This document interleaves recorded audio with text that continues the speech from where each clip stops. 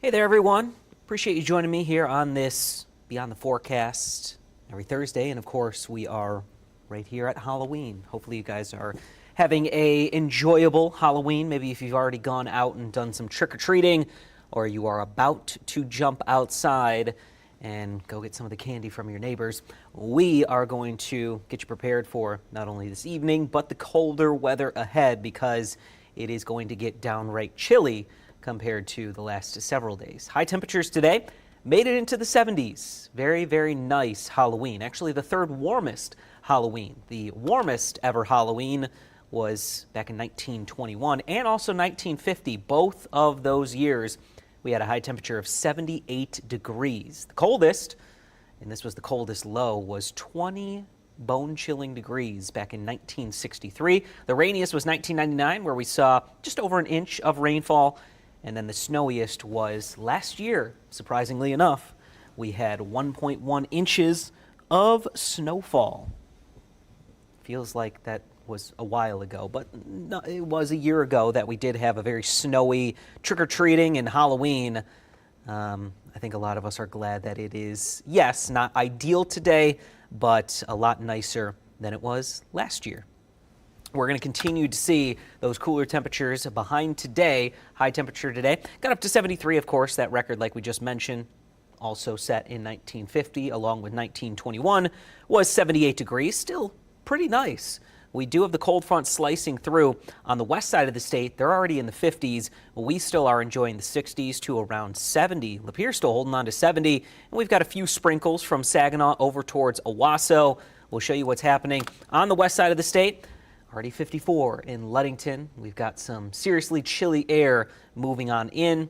That is going to take us into our Friday, and even further off to the west, we are seeing 40s and 30s. So quite a bit of colder air that is lingering just behind this system. There's even some snowfall happening, some accumulating snow from the Twin Cities, Minneapolis, all the way up into the Upper Peninsula, just to the west of Marquette. They are expecting a couple inches of snow from this system. Now, a lot of that, of course, because it has been warm, is going to be on the grass, but nonetheless could be their first significant snow of the season, while we are still at least mild for this time of the year. Overnight tonight, through the evening, we'll drop through the 60s into the 50s. By midnight, we're at 52, then 46 to start the day tomorrow. However, those wind chills are going to be even colder.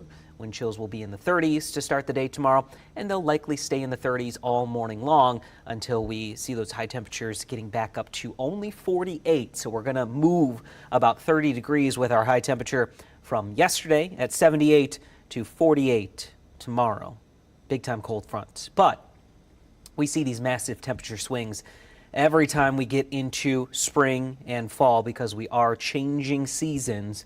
And then we get a little bit more consistently on the colder side moving into December, January, and February. Luckily for us, outside of a few sprinkles with that overcast right now, we are done with the heavier rain. The more significant clouds, thanks to lake effect. So lake effect clouds and a couple sprinkles will come in after midnight, and we will stay under the overcast through tomorrow morning. It's not until the afternoon and evening that the sunshine will make its return. It'll be a slow return, but nonetheless, we are going to push a lot of the clouds out of the area by the end of the day, and that's going to lead to a pretty cold and clear overnight. Friday night into Saturday morning, temperatures will get down to, if not below freezing, for the majority of us, and we will have not necessarily a cold day on Saturday, but thanks to some sunshine, we'll be back up just above seasonable levels. So mid-50s are on the way for Saturday.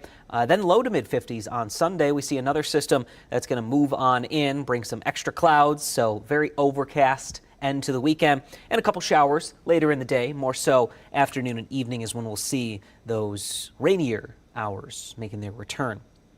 Those rain showers will stay with us into our Monday and Tuesday. So Election Day, if you haven't voted early, and maybe you want to, I'd have to look and see when early voting ends, but the weather on Election Day, not going to be great.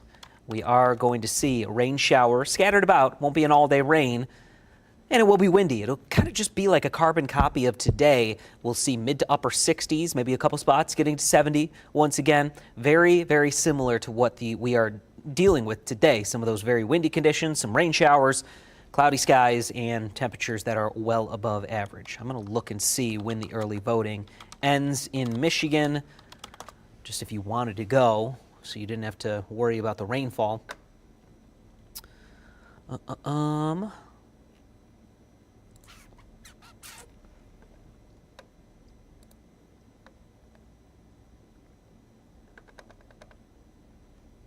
So it looks like early voting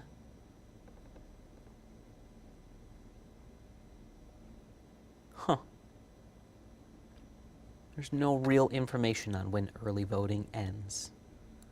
So, I guess if you could get there this weekend, might not be the worst thing to do, just so you don't have to worry about the windy, rainy conditions on Tuesday. But it's not going to be the greatest election day by any means, but it will be one of the warmest.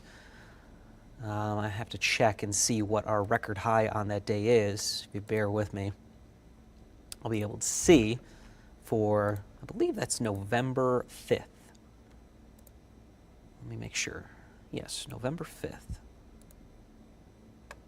I know it's definitely not our 80-degree day. That is November 4th, when we got up to 80, I believe, in 2005, if I'm not mistaken. But let's check out November 5th, see what the record high is there. So our record is 76, so we'll be just below that, but most years are in the 40s and 50s. Let me see, compared to the other records, what, if we did get up to 70 degrees, what that would be kind of in relation to all the other temperatures in our history. But nonetheless, will be a very warm, but unfortunately not enjoyable election day weather-wise, just because you could have some rain that's maybe pushing you inside. I know some jurisdictions have people waiting outside to vote, so hopefully they bring people in. If it is raining, it will be very windy, just like today. All right. Taking a look at the weather on November 5th. And we will go with 70 degrees.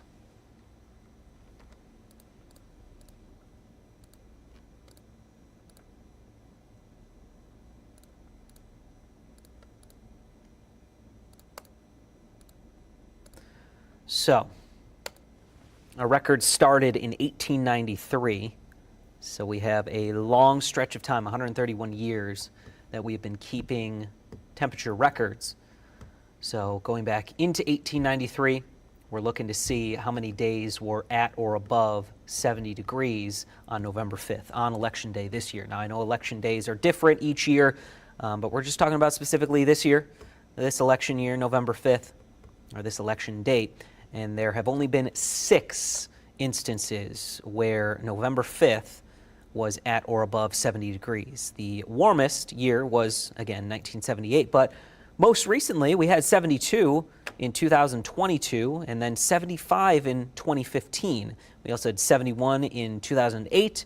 In 1975 we had 70, and in 1895 we also had 70. So it'd be in some rare company if we did get to 70 degrees on Tuesday, but surprisingly enough, we have enjoyed some of those 70 degree days not too in the distant past. So just wanted to kind of get you guys the lay of the land as to these colder temperatures that are going to be moving back on in. It's going to be quite the shock to go outside and have some of the breezy, cold conditions, but it was only a matter of time before we got out of the 70s and moved back closer to seasonable, which still is in the mid-50s. So we'll be right around those seasonable levels for the weekend, and then well above average with our temperatures once again next week, getting to 67 on Monday, then 69 on Tuesday. That's going to do it for me. That's going to wrap things up here. I appreciate you joining me, as is every Thursday. Much appreciated if you guys take the time out of your day to kind of get the lowdown on what is ahead, and we can kind of discuss things a little bit more rather than the 3 minutes that I'm locked into during the newscast. So thank you guys. Enjoy the rest of your Halloween evening, and we'll see you for the holiday stretch starting tomorrow.